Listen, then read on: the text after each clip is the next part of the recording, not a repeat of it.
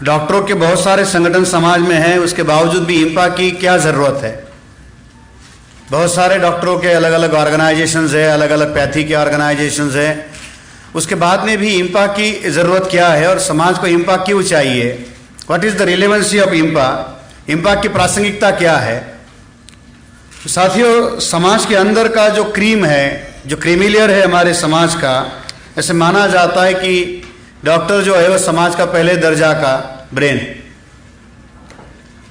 हम ये मानते हैं कि साथियों, जिस आंदोलन का नेतृत्व क्लास 3 या क्लास 4 के लोग करते हैं, वो आंदोलन समाज में ज़्यादा पॉपुलर नहीं होता, ना ही वो आंदोलन समाज की रफ्तार पकड़ सकता है, ना ही उसकी गति बढ़ा सकता है। आंदोलन तभी आगे जाएगा जब उस आंदोलन का नेतृत्व समाज का पहले दर्जे का ब्रेन होगा, first rate brain of society होगा। बाबा साहब अम्बेडकर जाने के बाद में हमारे आंदोलन में जो सबसे बड़ी कमी और खामी ये रही कि उस आंदोलन में जो ब्रेन लगाया गया या जो हमारे आंदोलन की परिस्थितियां हम लोग देखते हैं, तो ज़्यादातर इस आंदोलन को ड्रॉप आउट लोगों ने चलाने की कोशिश की।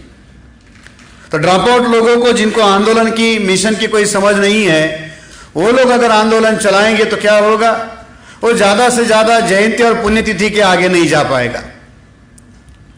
तो महापुरुषों के नाम पर समाज को इकट्ठा किया जाता है, 14 अप्रैल हो, 6 दिसंबर हो, 19 फरवरी हो, या जिस महापुरुष को वो फॉलो करते, ज्योतिराव फुले हो, शिवाजी महाराज हो, शव महाराज हो, उनका जन्मदिन और उनकी जीवन के कुछ घटनाएं, इसके अलावा हमारा आंदोलन आगे नहीं जा पाता। जयंती मनाना या जय जयकार करना, उसके लिए कोई ज़्यादा बुद्धि की ज़रूरत नहीं है। अनपढ़ आदमी भी महापुरुषों का जय जयकार कर सकता है, अनपढ़ आदमी भी महापुरुषों के पुतले के सामने जाकर सर खड़ा कर सकता है, सर झुका सकता है। दूसरा, हमने ये देखा कि जो लोग पढ़े लिखे लोग हैं, वो भी उसी तरीके से आंदोलन करते हैं, अपने महापुरुषों के प्रति अपना आदर व्यक्त करते हैं। वो कैसे करते हैं? तो उन्होंने भी वही तरीका अपनाया है कि जयंती मनाना, महापुरुषों के नाम पर कुछ चीजें करना। और एक तरीका हम लोगों को यह देखने को आया कि जिनके पास पढ़ाई लिखाई के कारण ज्यादा रिसोर्सेस आए, उन्होंने उस आंदोलन को चैरिटी और वेलफेयर के काम में कन्वर्ट कर दिया। तो जब भी हम लोग किसी अधिकारी को या किसी पढ़े लिखे बुद्धिजीवी को मिलने के लिए जाते हैं, तो वो हमको चैरिटी और वेलफेयर का ही कार्यक्रम बना कर दिखाते कि मैं अपने आंदोलन को अपने समाज के पैसे कैसे करता हूँ। मैं 10 लड़कों का एजुकेशन करता हूँ, 10 लड़कों का किताबों का स्कूल का खर्चा मैं करता हूँ, मैं अनाथ आश्रम में जाकर अपना जन्मदिन मनाता हूँ, सीक्रेटली डोनेशन देता हूँ। मैं किसी को नहीं बताता हूँ मैं क्या कर रहा हूँ। हमको बता रहे मगर क्या कहते, किसी को नहीं बताता मैं क्या कर रहा, मगर अपना तरीका मैं जारी रखता। तो क्या चैरिटी और वेलफेयर से ये काम चलेगा? कपड़े बांटने से, किताबें बांटने से हमारा आंदोलन कामयाब हो जाएगा? या किसी को आप थोड़ा बहुत नौकरी कर दोगे या किसी की थोड़ी बहुत पारिवारिक मदद कर दोगे, इससे भी आंदोलन कामयाब हो जाएगा? अभी परसों भीमा कोरेगांव का 200वां साल हुआ, उससे 1-2 साल पहले बाबा साहब की 125वीं जयंती हुई। क्या किया कुछ लोगों ने? 125 किताबें बांटी, किसी ने 125 कैंडल जला ली, 125 टी शर्ट बांट दिए। तो ये तरीका हमारे लोग बताते हैं कि इस तरीके से भी हम लोग आंदोलन चलाएंगे। क्या ये तरीका है आंदोलन चलाने का? अगर हम लोग ये कहें कि इसके आधार पर आंदोलन बढ़ेगा, तो बाबा साहब अम्बेडकर के जीवन में इस तरीके से तो कोई घटनाएं हमको दिखाई नहीं देती कि उन्होंने इसके आधार पर कोई आंदोलन चलाया। एक प्रोफेसर को हम लोग मिले थे, उसने कहा मैं भी समाज का काम करता हूं। मैंने कहा क्या करते हो? तो जब हमारे स्टूडेंट्स एडमिशन के लिए आते तो उनको जेरॉक्स अटेस्ट करने के लिए दूसरे लोगों के पास जाना पड़ता है, तो मैं हमारे स्टूडेंट्स के जेरॉक्स अटेस्ट करके दे देता। ये भी मैं समाज के लिए काम करता हूं। है हमारे लोगों में बहुत तरीके से दानत है अपने अपने समाज को मदद करनी। क्या करता हूं? तो मैं उनके जेरॉक्स जो होते हैं, वो ऊंचे जाति के लोग उनको परेशान करते, तो मैं भी उनको अपनी फोटो स्टेट जो है वो अटेस्टेड करके दे देता। तो बड़ी लंबी भीड़ रहती मेरे इधर। ये भी तरीका लोगों का। तो साथियों, जो साधारण लोग काम कर रहे हैं, वही लोग अगर बुद्धिजीवी भी करे, तो दोनों में अंतर नहीं माना जा सकता। दोनों के सोच में अंतर होना चाहिए। नेतृत्व करने वाला जो वर्ग हमारे समाज के अंदर पैदा हुआ, वो अपने आप पैदा नहीं हुआ, उसको बनाया गया। मगर जिसकी उम्मीद उस क्लास की तरफ से की जा रही है, वो नहीं हो रहा। इंपा की प्रासंगिकता यह है कि हमारे समाज के हजारों डॉक्टर हैं, हमारे समाज के हजारों इंजीनियर हैं, हमारे समाज के हजारों वकील है, हजारों अधिकारी है, मगर जिस मकसद के लिए उनका निर्माण किया गया उस मकसद की जानकारी जिनको है वो आज इस आंदोलन के साथ जुड़े हुए। बाबा साहब अम्बेडकर के आंदोलन का लक्ष्य समाज के अंदर बड़े लोग पैदा करना या समाज के अंदर अधिकारी पैदा करना इतना नहीं था। ध्यान रख लीजिए, अधिकार बाद में नहीं आए, अधिकार पहले आए और अधिकार आने के बाद अधिकारी पैदा हुए। आज हमारे समाज के अंदर अधिकारियों की भीड़ है मगर अधिकार खत्म हो रहे हैं। अधिकारियों की संख्या बढ़ रही है मगर उसी अनुपात में समाज के जो अधिकार है वो खत्म किए जा रहे हैं। तो हमारे आंदोलन का लक्ष्य अपने समाज को अधिकार देना था। क्या उस अधिकारों के बदले जो एक नई पीढ़ी हमारे समाज के अंदर पैदा हुई, क्या उसको इस बात का एहसास है? अगर एहसास होता तो उस बात को लेकर वो आगे चलाते, मिशन को बढ़ाते। इसलिए साथियों, हम लोगों ने बानसेप के साथ साथ में इंपा का भी कार्यक्रम बनाया ताकि समाज के अंदर का जो एक क्रीमी लेयर है उस क्रीमी लेयर को जोड़ा जाए। साथियों, दुनिया में जहां कहीं भी परिवर्तन हुआ वो परिवर्तन क्रीमी लेयर के क्लास से ही हुआ। नॉन क्रीमी लेयर से कोई परिवर्तन पैदा नहीं होता, ना ही उससे कोई आंदोलन पैदा होगा। ये तो ब्राह्मणों ने हमारे लोगों को मंडल कमीशन में अधिकार वंचित करने के लिए एक खास शब्द बनाया, नॉन क्रीमी लेयर। वो कहते हैं कि शूद्रों के अंदर, बैकवर्ड लोगों के अंदर क्रीमी लेयर क्लास है। अगर शूद्रों के अंदर, पिछड़ों के अंदर क्रीमी लेयर होता तो गुलाम क्यों रहते? गुलाम है, इसी का सबूत है कि उनके अंदर क्रीमी लेयर नहीं है। मगर शब्दों का एक तंत्र होता है साथियों, और लोकतंत्र की एक खासियत है कि लोकतंत्र शब्दों पर चलता है। जिसको शब्द चलाने आते हैं वो लोकतंत्र में राज करता है। अंग्रेज बड़े अजीब थे, उन्होंने बहुत बेहतरीन शब्द बनाए साथियों। मराठी में जिसको हम ताक कहते हैं, छाछ कहते हैं, उसको अंग्रेजी में अंग्रेजों ने बहुत बेहतरीन नाम दिया। ताकाला इंग्रजीमध्ये काय म्हणतात? Butter milk. ना उसमें बटर है ना उसमें मिल्क है, फिर भी उसको क्या कहते हैं? बटर मिल्क कहते। बढ़िया शब्द बना दिया, बटर मिल्क। अगर हम लोग बटर मिल्क को क्रीम मानकर समझे तो उसमें क्या है? मगर लोकतंत्र की एक खासियत है कि उसमें शब्दों का राज होता है। हमारे समाज के अंदर बहुत ज्यादा क्रीमी लेयर है, मगर ये क्रीमी लेयर सोसाइटी से अलाइनेट हो चुका है मगर वो क्या है? अपने सोसाइटी से अलाइनेट हो चुका है। और जिस समाज के अंदर पैदा हुआ उस समाज के साथ में अपना कोई रिश्ता, अपनी कोई पहचान बनाना नहीं चाहता। वो अपनी पहचान डॉक्टर के नाम पर, इंजीनियर के नाम पर, प्रोफेसर के नाम पर, अधिकारी के नाम पर रखना चाहता है। मैं एससी हूं, मैं एसटी हूं, मैं ओबीसी हूं, मैं इस फला फला जाति का हूं, मैं इस समाज का हूं। इसके बारे में वो अपनी पहचान बनाना नहीं चाहता। वो अपनी पहचान अपने प्रोफेशन के साथ जोड़ना चाहता है, अपने समाज के साथ नहीं। समस्या क्या है? जो हमारे समाज का जो क्रीमी लेयर है वो अपनी पहचान अपने प्रोफेशन के साथ जोड़ता है, अपनी सोसाइटी के साथ नहीं। तो उसके अंदर बी कॉम्प्लेक्स पैदा हो जाता है, ब्राह्मण कॉम्प्लेक्स पैदा होता है, बहुजन कॉम्प्लेक्स पैदा नहीं होता। उसके अंदर बी कॉम्प्लेक्स पैदा हो जाता है और बी कॉम्प्लेक्स जो है ये बहुजन कॉम्प्लेक्स नहीं पैदा होता कि मैं 85% से हूं। उसके अंदर जो है वो बी कॉम्प्लेक्स पैदा हो जाता है। वो अपने आप को ब्राह्मण मानकर चलता है। ब्राह्मण मानने में कोई दिक्कत नहीं है, आप एजुकेशन से उस एलीट क्लास में गए हो, मगर उसके बावजूद भी तो आप तो है ही बहुजन हो ना। तो वो अपने आप को अपने प्रोफेशन के साथ जोड़ता है। अगर वो सोसाइटी के साथ में अगर जोड़कर चले तो साथियों सोसाइटी की एसेट है।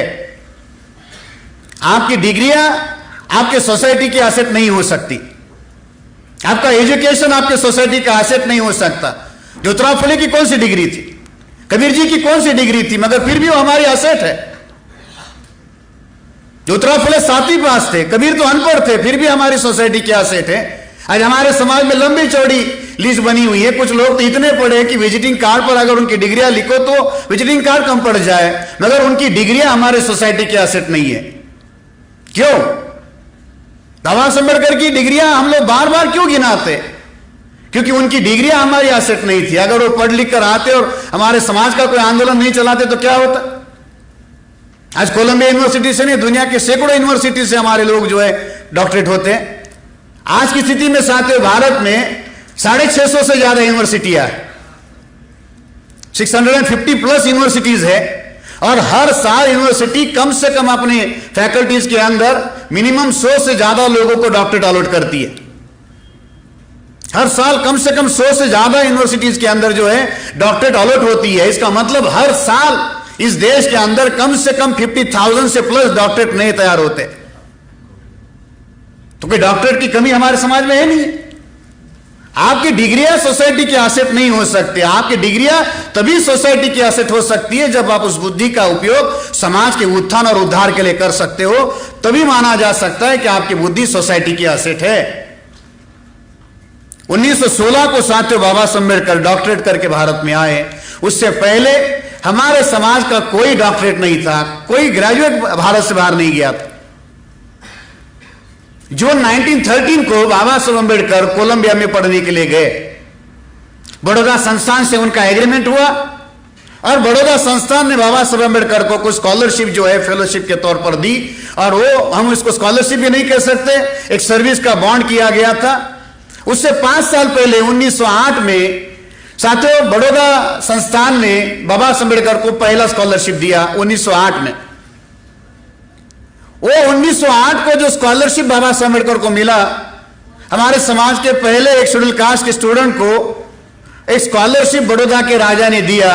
उस एक स्कॉलरशिप ने साथियों इतना बड़ा चमत्कार किया। कितना स्कॉलरशिप मिलता बाबा साहब अम्बेडकर को, किसी को जानकारी? 1908 में, आज से 110 साल पहले, बड़ौदा के राजा सयाजीराव गायकवाड़ ने बाबा साहब को केवल 25 रुपए का स्कॉलरशिप दिया था। कितना स्कॉलरशिप था? केवल 25 रुपए। वो 25 रुपीज का स्कॉलरशिप बाबा साहब अम्बेडकर को सयाजीराव गायकवाड़ ने दिया। बाबा साहब अम्बेडकर मैट्रिक पास हुए थे, फिर ग्रेजुएट हुए। उस समय जब बाबा साहब अम्बेडकर कोलंबिया पढ़ने के लिए गए, उस समय भी दोबारा उनको एक एग्रीमेंट करके एक सर्विस बॉन्ड के तौर पर एक स्कॉलरशिप दिया गया। 230 पाउंड जो है साल के लिए बाबा साहब अम्बेडकर को सैंक्शन किए गए बड़ौदा संस्थान की तरफ से, 230 पाउंड ओनली। और वो 230 रुपए का मतलब 230 पाउंड का इन्वेस्टमेंट सयाजीराव गायकवाड़ ने बाबा साहब अम्बेडकर के ऊपर किया। और उस इतनी छोटी सी रकम के ऊपर बाबा साहब अम्बेडकर कोलंबिया पढ़ने के लिए गए और डॉक्टरेट होकर बाबा साहब अम्बेडकर भारत में आए। एक स्कॉलरशिप ने साथियों भारत का नक्शा बदल दिया। एक स्कॉलरशिप ने आज government of India SC ST OBC के स्टूडेंट्स को हजारों करोड़ का स्कॉलरशिप दे रही है। क्या हो रहा है? हजारों करोड़ का स्कॉलरशिप ले रहे हैं हम लोग, आगे भी लेंगे। 1916 को बाबा साहब अम्बेडकर जब भारत में आए तो उन्होंने अपने जीवन का एक मकसद बनाया, और वो मकसद था कि जिस शोषित और शासित समाज में मेरा जन्म हुआ, उस समाज की गुलामी को खत्म करने के लिए मैं आजीवन कार्य करूंगा, और अगर इस कार्य में मैं विफल हो गया अपने आप को गोली मार लूंगा। और 40 साल तक बाबा साहब अम्बेडकर इस आंदोलन को चलाते रहे। तब माना गया, हम ये कहते कि उस आंदोलन से इतनी बड़ी क्रांति पैदा हुई। अगर एक डॉक्टर समाज को नेतृत्व कर दे तो इतनी बड़ी क्रांति होती है। तो आज हमारे समाज के पास डॉक्टरों की कोई कमी है? नहीं है। मगर बाबा साहब अम्बेडकर की बुद्धि जो सोसाइटी के लिए इन्वेस्ट हुई, उस सोसाइटी के लिए उन्होंने आजीवन उस काम के ऊपर अपना साधन लगाया। अगर उसी अनुपात में हमारे जो बुद्धिजीवी है वो अगर अपनी बुद्धि समाज के अंदर लगाए तो क्या होगा? 1000 गुना ज्यादा बेहतरीन व्यवस्था हम लोग बना सकते। अगर हमने देखा कि ये जो हमारे समाज का क्रीमिलियर है वो केवल डॉक्टरों तक सीमित नहीं, ये बात इंजीनियर लोगों को लागू है, ये बात वकीलों को लागू है, ये बात हमारे सोसाइटी के प्रोफेसर लोगों को लागू है। वो सोसाइटी से अलाइनेट हो चुका है, और अगर वो सोसाइटी से अलाइनेट होगा उससे क्या होगा? साथियों, हमने देखा कि जब हमारे समाज का पढ़ा लिखा तबका तैयार हुआ, जो भी हाईली क्वालिफाइड क्लास हमारे समाज में पैदा हुआ, एक तो वो सर्विसेज में गया या तो प्रोफेशन में गया। जो भी क्रिमिनल क्लास है हमारा आज कहां पर है? एक तो सर्विसेज में है या तो प्रोफेशन में है। उसका सबसे पहला परिणाम हमारे सोसाइटी पर क्या हुआ? ये जो नया बना हुआ जो क्रिमिनल क्लास सोसाइटी का था, एक तो सर्विसेज में गया, IAS हुआ, IPS हुआ, PCS हुआ, या कोई बेहतरीन प्रोफेशन में चला गया।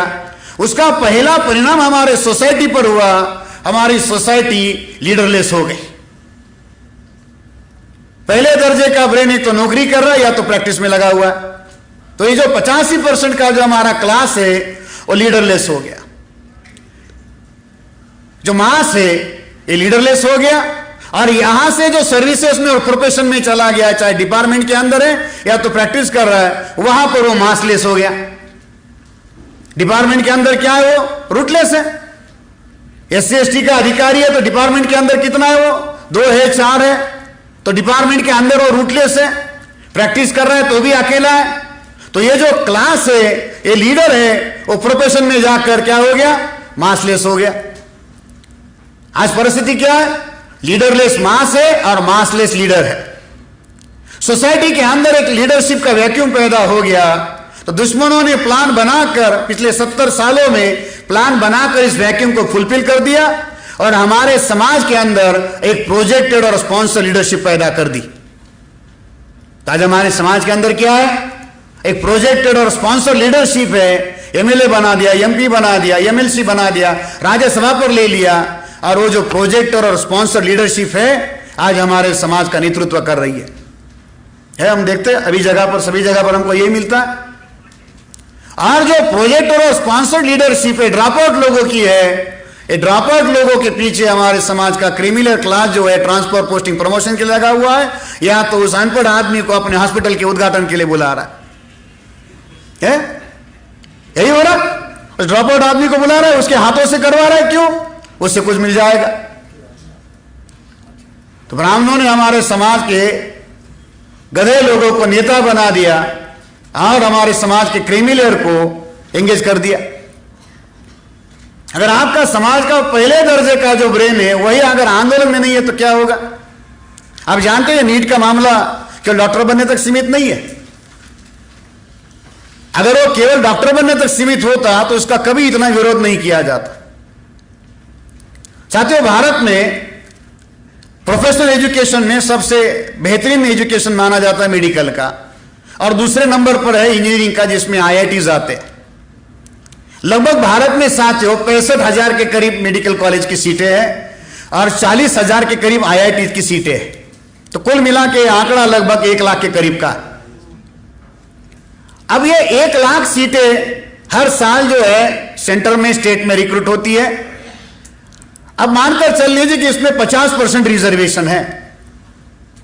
SC/ST BC माइनॉरिटी का पूरा पकड़कर चले तो 50% है।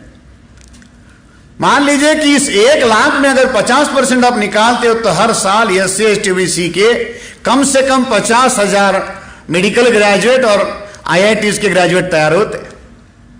आप इसको IIT का या मेडिकल का ग्रेजुएट मानते हैं, मगर मैं इसको मानता हूं कि यह हमारे समाज का पहले दर्जे का लीडरशिप तैयार हो रहा है।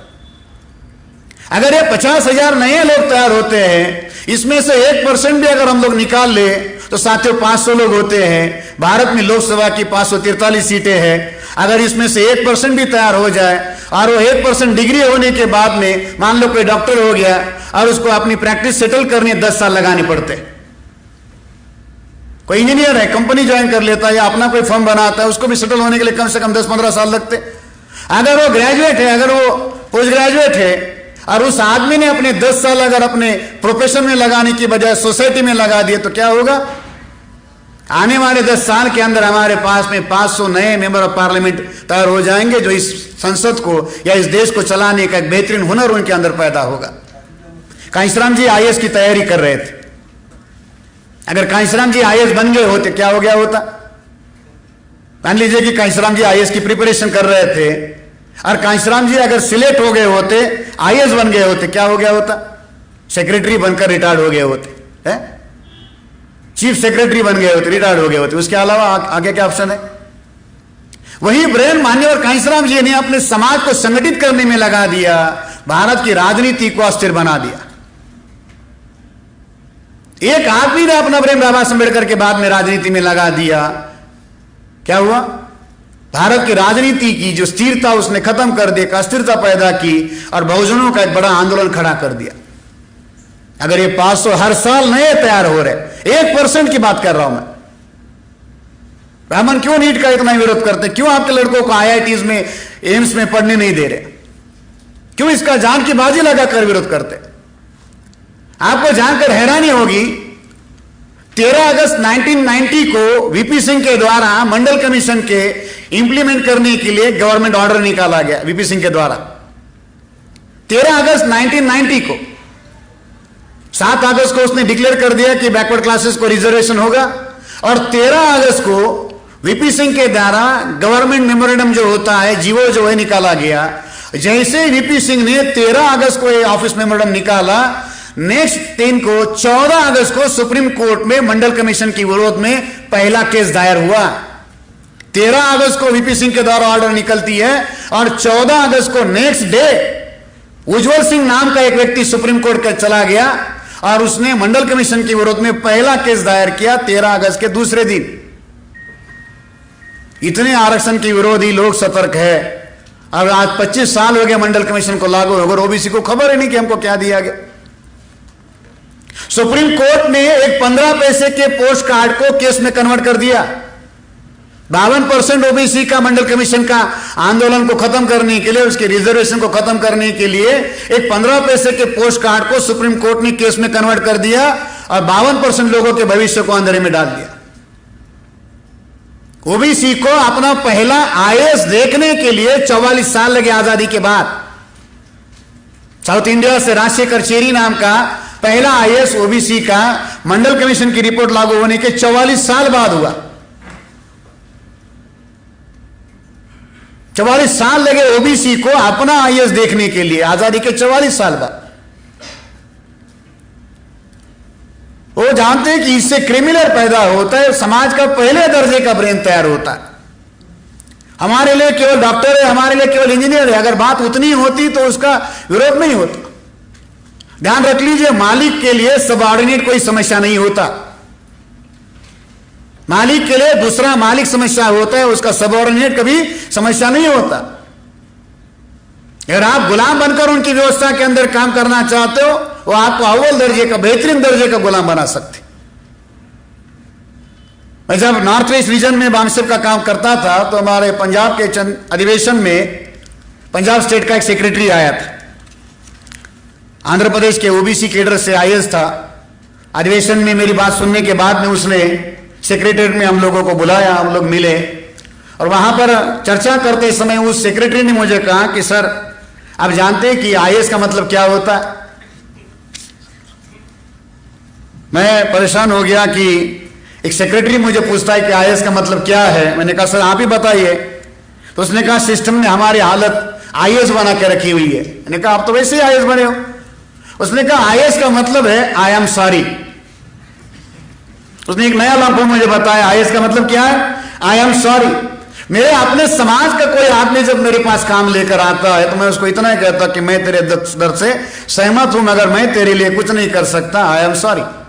है वहां जाने वाले लोगों की भी यही हालत है।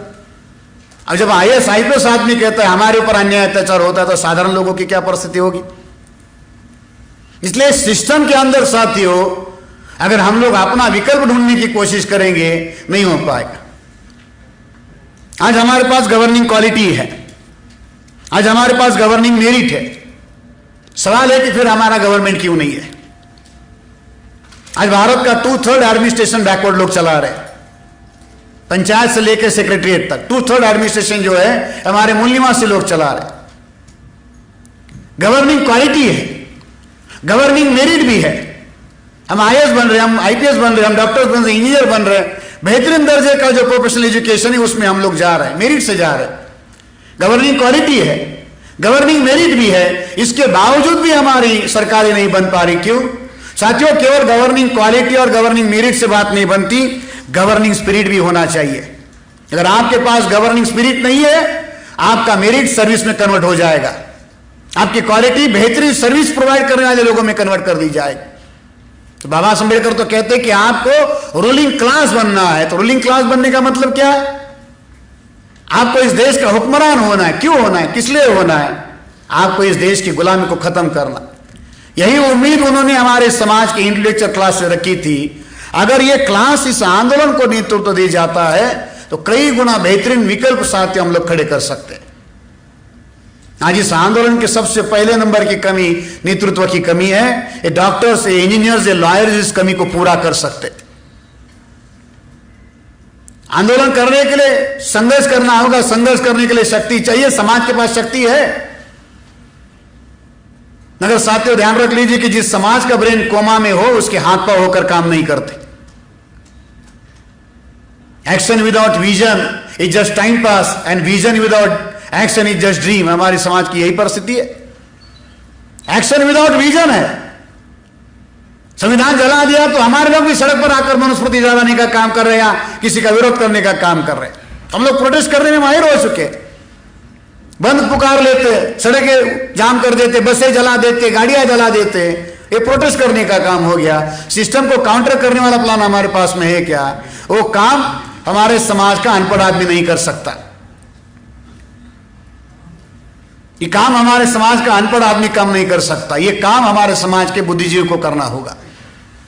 उसी उम्मीद के साथ में साथियों ये इंपा बनाई गई कि ये जो क्रिमिनल क्लास है ये क्लास इस बात को लीड करे। इसको आंदोलन में जाकर कोई मोर्चा करने की जरूरत नहीं, कोई जिंदाबाद मुर्दाबाद करने की जरूरत नहीं है। इसको तो इस सारे आंदोलन को चलाने का प्लान बनाकर उसको एग्जीक्यूट करने का काम करना है। अगर वो करता है तो बहुत कुछ चीजें हो सकती। साथियों मिशन को पूरा करने के लिए दो और चीजों की जरूरत होती है, मशीनरी और मिशनरी। जिस मिशन को आप पूरा करना चाहते हो उस मिशन को पूरा करने के लिए मशीनरी और मिशनरी दोनों की जरूरत है। अनपढ़ आदमी मशीनरी बना नहीं सकता, अनपढ़ आदमी मशीनरी बना नहीं सकता। अनपढ़ आदमी मशीनरी में काम कर सकता है। और मिशनरी होने के लिए ये कोई कंडीशन नहीं है कि वो आदमी पढ़ा लिखा हो या अनपढ़ हो, उसके अंदर एक मिशन की भावना पैदा हो तो हो सकता है। इंपा के माध्यम से हम एक ऑल इंडिया की मशीनरी और मिशनरी तैयार करने के काम में लगे हुए और हजारों की संख्या में देश भर में लोग काम कर रहे हैं। लोग ये कहते हैं कि डॉक्टर समय नहीं दे सकता। हमने सबसे पहले इस बात को मानने से इनकार कर दिया और समाज के अंदर ऐसे डॉक्टर पैदा किए कि जो समाज के लिए समय दे और समाज के लिए समय इन्वेस्ट करे। लोग हमसे परेशान है कि आप डॉक्टरों को कैसे बुला लेते हो, कैसे आपके कार्यक्रम में डॉक्टर आते, अपना सारा समय निकाल कर आते। कि हमने डॉक्टरों के अंदर वो एक जिद पैदा की, अपने समाज के प्रति उनके अंदर भावना पैदा कर दी, तो उस मिशन से वो इस आंदोलन में है। अब हमारे सामने समय की कमी है, इसलिए साथियों हमारे पास में एक ही विकल्प है कि अगर हम लोग इस परिस्थिति को रोकना चाहते हैं, क्योंकि हालात बहुत ज्यादा विपरीत है। दुश्मन हर तरीके से हमारे लोगों के विरोध में हर संभव कोशिश करके गुलाम बनाने के काम में लगे हुए हैं। मैं केवल दो ही घटना बनाता हूं कि आजाद भारत में हमारे आपके साथ में क्या हाल हो चुके हैं। मई महीने में नागपुर में एक केस नागपुर के पुलिस स्टेशन में रजिस्टर हुआ। एक एफआईआर दो लोगों के विरोध में दायर हुआ। एक कुनबी आदमी था और एक मुस्लिम आदमी था। दोनों के ऊपर एक एफआईआर दायर हुआ और उन्होंने कौन सा बड़ा गुनाह किया था? तो भारत में एक एनजीओ चलता है पीपल्स फॉर एनिमल नाम का, उसका एक पदाधिकारी नागपुर में एक चौराहे पर अपने किसी दोस्त के साथ घूम रहा था, तो उसकी नजर सामने चलने वाली बैलबंडी पर गिरी। मराठी में जिसको बैलगाड़ी कहते, विदर्भा में उसको बैलबंडी बोलते। तो उस समय नागपुर में 45 डिग्री का टेम्परेचर चल रहा था और उस 45 डिग्री टेम्परेचर में वो बैलगाड़ी अपने मालिक के साथ में चल रही थी। उसने वहीं से पुलिस को कॉल किया, पुलिस वैन को बुलाया और कहा कि इसके मालिक पर एफआईआर दायर करो। उसने फला फला कानून बताया, एक्ट बताया, उसके आधार पर वो एफआईआर दायर हुआ। एक कानून बनाया गया है कि जानवरों से, खासतौर पर जो मेहनत करने वाले जो जानवर है, उस जानवर से 37 डिग्री के ऊपर वाले टेम्परेचर में आप उससे काम ले नहीं सकते। डॉक्टर साहब एक कानून है कि 37 डिग्री के ऊपर से ज्यादा अगर टेम्परेचर हो तो उस जानवर से, बैल से काम नहीं लिया जा सकता। उस समय नागपुर में 45 डिग्री टेम्परेचर था, उसका वायोलेशन हुआ उस एक्ट का। उस जानवर को छोड़ा गया गाड़ी के काम से और उनके मालिकों के ऊपर एफआईआर दायर हुआ। अब उस बैल को 37 डिग्री के ऊपर काम करने से कानून रोकता है। मुझे जब ये एफआईआर की जानकारी मिली तो मैंने हमारे कुछ कार्यकर्ताओं को उधर भेजा और जिस आदमी ने ये केस दायर किया उसको पूछा कि जैसे बैल 37 डिग्री के ऊपर काम नहीं कर सकता, क्यों? बैल जानवर है तो इंसान भी तो जानवर है, वो भी उसी समय 37 डिग्री के ऊपर काम कर रहा है, तो आपका यह कानून उस जानवर की तरह उस इंसान को सुरक्षा क्यों नहीं देता? तो बैल के लिए व्यवस्था है। अभी महाराष्ट्र शासन ने और एक कानून बनाया, अगर आपने सांप को मारा नाक को मारा और आप पकड़े गए तो आपको 7 साल की सजा। मध्य प्रदेश भोपाल में एक शेड्यूल कास्ट का वकील, चमार जाति का वकील, उसके घर में सांप निकला तो जो आम लोग करते अपने परिवार की रक्षा करने के लिए उसने उस सांप को मारा, और मारने के बाद में जब उसको फेंकने के लिए बाहर आया तो आजू बाजू में रहने वाले ऊंचे जाति के लोगों ने उसको देखा, उनके पूरे बदन में आग लग गई कि एक चमार की हिम्मत कैसे हुई कि उसने हमारे सर्प देवता को, नाग देवता को मारा। वही कोर्ट बुलाया गया, वही एफआईआर दायर किया गया, वही उसकी इंक्वायरी हुई और वही उसकी सजा भी सुनाई गई। जो उसने नाग के साथ में किया, सांप के साथ में किया, वही उसके साथ हम लोग करेंगे। और उसी जगह पर उस ग्रेजुएट चमार वकील को पत्थरों से मार दिया गया। हजारों ऐसे एग्जाम्पल आपको बताए जा सकते। अनीता सुसाइड कर रही है, रोहित वेमुला सुसाइड कर रहा है। 314 ओबीसी के लड़के यूपीएससी पास आउट होते 2015 में, आज 3 साल हो गए, उसमें से 120 लड़कों को डीओपीटी ट्रेनिंग पूरा होने के बाद में भी पोस्टिंग नहीं दे रही। तो ये हो रहा। हर 6 महीने के बाद में संविधान के अंदर संशोधन किया जा रहा है आपके अधिकारों को कम करने के लिए। बहुत सारी ऐसी बातें हमारे समाज के विरोध में हो रही है, हमारे इंटेलेक्चुअल क्लास को इसकी कोई खबर ही नहीं है। अगर वो आपके साथ में इतना दिन दहाड़े सारी चीजें हो रही है, अगर आप इसको रोकने के लिए कोशिश नहीं करते, इसका मतलब ये है कि आप आपकी सोसाइटी के प्रति कोई संवेदना, कोई संभावना नहीं रखते, या आप अपने आप को सुसाइड करने के लिए तैयार कर रहे हो। साथियों, ध्यान रख लीजिए कि जैसे आजादी की कीमत चुकानी पड़ती है, ऐसा नहीं कि गुलामी डिस्काउंट में मिलती है या गुलामी में कोई डिस्काउंट होता है। आजादी की कीमत चुकाना ना चुकाना यह आपकी मर्जी के ऊपर निर्भर है, मगर गुलामी आपके ऊपर 100% कीमत चुकाने के लिए थोपी जाती। गुलामी का कोई विकल्प नहीं है। आज हमारे घरों में बच्चे पैदा नहीं हो रहे, आज हमारे घरों में गुलाम पैदा हो रहे, मजदूर पैदा हो रहे। आपकी हेल्थ पॉलिसी, आपकी इकोनॉमिक पॉलिसी उसके सारे अधिकार छीन रही है। इसलिए हमारे सामने समय की कमी है, और इस कम समय में अगर साथियों आपको पूरा करना है तो इसके लिए आपको मास लेवल पर एजिटेशन करने की जरूरत है। और उस मास एजिटेशन के लिए साथियों हमारे पास राष्ट्रीय स्तर का संगठन होना चाहिए। दुश्मनों के जितने सारे ऑर्गेनाइजेशन है वो नेशन वाइड है। ब्राह्मण अपने आप में एक इंस्टीट्यूट है, ब्राह्मण अपने आप में एक ऑर्गेनाइजेशन है, और वो हर तरीके से हर जगह पर शामिल है। हमारे पास में भी साधन है, हमारे पास में भी संसाधन है, मगर वो ऑर्गेनाइज वे में सोसाइटी के लिए काम नहीं कर रहे।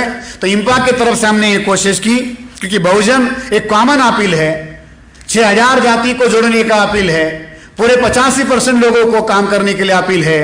तो कॉमन नाम पर हमारा इंटेलेक्चुअल क्लास शामिल नहीं हो सकता, तो उसको उसके नाम से बुलाया जाए कि भाई आप डॉक्टर हो तो कम से कम उस नाम पर हमारे साथ जुड़ो। इंपा ने ये कोशिश की कि हम देश भर के डॉक्टरों को जगाएंगे, जोड़ेंगे, और जोड़कर उनके पास जो साधन संसाधन है इस आंदोलन के लिए लगाएंगे। अगर साथियों हमारे सोसाइटी का 1% भी डॉक्टर इस बात को मान ले और वो अपने प्रतिनिधि के तौर पर अगर अपना समय समाज के लिए लगाए, ये 2-4 डॉक्टर लोग ये इस हॉल में बैठे हुए हैं, इन लोगों ने समय लगाया, देश भर का संगठन खड़ा हुआ मात्र 6 साल में। 10-12 डॉक्टरों ने अपने आप का समय निकाल लिया। बिजी होना कोई बड़ी बात नहीं होती, चीटी भी 12 महीने बिजी होती है। बिजी होना कोई बड़ी बात नहीं है। हमारे लोग अपने आप को बेवजह बिजी मान लेते, चीटी भी बिजी होती है। बिजी होना यह कोई बड़ी बात नहीं है। उस आदमी की समय की तब कीमत है जब उस आदमी का समय समाज के साथ जुड़ा हो। साथियों ध्यान रख लीजिए, आपके अकेले बड़े होने से समाज का कोई भला होने वाला नहीं है। कबीर महाराज एक जगह पर कहते, बड़ा हुआ तो क्या हुआ, बड़ा पेड़ खजूर। कबीर महाराज कहते, बड़ा हुआ तो क्या हुआ, बड़ा पेड़ खजूर, ना पंथी को छाया, फल लगे अति दूर। हमारे समाज के अंदर कुछ लोग कबीर की तरह, मतलब उस खजूर के पेड़ की तरह इतने ऊंचे हैं, इतने ऊंचे कि उनकी परछाई भी अपने पांव के नीचे नहीं आती। आपके अकेले के बड़े होने का कोई मतलब नहीं। और जब दुश्मन गाली गलौज करता है तो किसी इंडिविजुअल का नाम नहीं लेता, पूरे जाति का नाम लेकर ये किया जाता। जिसके समाज की कोई इज्जत नहीं, उसकी अकेले की भी कोई इज्जत नहीं। और जिसकी इज्जत है, उस समाज की इज्जत है, उसी की बहन बेटी की आबरू आज समाज में सुरक्षित है। जिसके समाज की इज्जत है, उसी की बहन बेटी की आबरू, उसी के समाज का अधिकार सुरक्षित है। आप अकेले बड़े हो जाओगे, आपके अकेले के बड़े होने से समाज बड़ा नहीं होगा। बाबा साहब अम्बेडकर एक जगह पर कहते, शाहू महाराज एक जगह पर कहते कि मुझे अपने समाज को साथ में लेकर तरक्की करने वाले लोग चाहिए। मुझे ऐसे लोग चाहिए और रेल के इंजन की तरह हो जो अपने साथ हजारों लोगों को लेकर दौड़े। इंपा और रेल के इंजन तैयार करने की फैक्ट्री है। इंपा और रेल के इंजन तैयार करने की फैक्ट्री है जो अपने साथ नहीं चलेगा। अपने साथ जब वो चलेगा अपने समाज को लेकर चलेगा। ऐसे लोग चाहिए। नहीं तो हमने देखे हमारे समाज के कुछ लोग रेल के इंजन बनने की बजाय गाड़ी का मडगाड़ बने हुए हैं। आपके पास टू व्हीलर होगा, आपके पास फोर व्हीलर होगा, उसमें भी मडगाड़ लगा होता है। वो मडगाड़ का काम क्या है? मालिक के ऊपर उड़ने वाला कीचड़ अपने मुंह पर ले लो। है? हमारे अपने समाज के लोग मडगाड़ बने हुए हैं, एससी एसटी बीसी के, मगर मडगाड़ बने हुए हैं। बाबा साहब कहते हैं कि आपको रेल का इंजन बनना है। ऐसे लोग समाज के अंदर पैदा करने का काम इंपा करेगी और देश भर में अपना डॉक्टरों का एक मानी स्वाभिमानी संगठन पैदा होगा। अगर ये संगठन पैदा हो गया तो हमारे पास में ऐसे लोग होंगे जो इस आंदोलन को नेतृत्व देने लायक होंगे। अगर एक डॉक्टर, एक सर्जन है, अगर उसके पास में हुनर है, फाड़ने का भी हुनर है और जोड़ने का भी हुनर है। सर्जन के पास में केवल फाड़ने का हुनर नहीं है, जोड़ने का भी हुनर है। अगर फाड़ने और जोड़ने का हुनर रखने वाले लोग अगर समाज में लग गए तो जो फटी हुई व्यवस्था है उसको जोड़ने में उसको समय नहीं लगेगा।